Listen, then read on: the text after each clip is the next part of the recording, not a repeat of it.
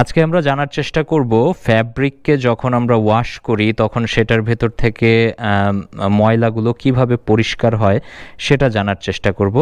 তো আপনারা হয়তো অবাক হচ্ছেন আমার হাতে ম্যাচের কাঠি দেখে যে আমি কি আগুন টাগুন লাগাই দিব কি না, আবার আমার আগের ভিডিওর মতো। ভয় পাওয়ার কিছু নেই, ওইরকম কিছুই করব না।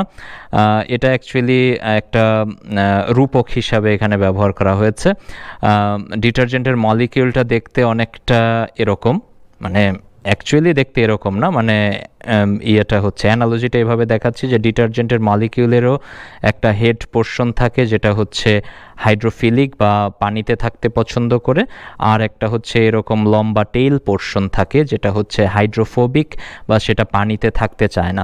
এছাড়া ফ্যাব্রিকে দুই ধরনের ময়লা আমরা জানি যে ফ্যাব্রিকের মধ্যে হয় লেগে থাকে। একটা হচ্ছে যে সকল ময়লা পানিতে দ্রবীভূত হয়, ফর এক্সাম্পল আপনার ঘাম, এটা হচ্ছে এক ধরনের ময়লা যেটা পানিতে দ্রবীভূত হয়, সেটা খুব সহজেই আমরা পানিতে জাস্ট একটু করলেই রিন্স করলে সেটা পরিষ্কার হয়ে যায়। সমস্যা হচ্ছে ওই সকল ময়লা যেগুলো হচ্ছে হাইড্রোফোবিক, ফর এক্সাম্পল তেল বা জাতীয় কি বলা যায়, মানে যেগুলো তেলের সাথে মিশানো অবস্থায় যে সকল ময়লাগুলো থাকে সেগুলো হাইড্রোফোবিক হওয়ার কারণে পানিতে ধুলেই সেটা কিন্তু পরিষ্কার হয় না।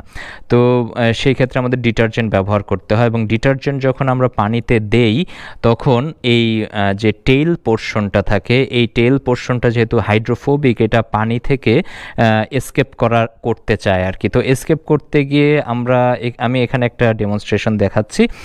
মনে করেন যে এই সাদা পোর্শনটা হচ্ছে আমার ওই যে তেলের যেই ইয়াটা আছে, ময়লাটা, সেটা।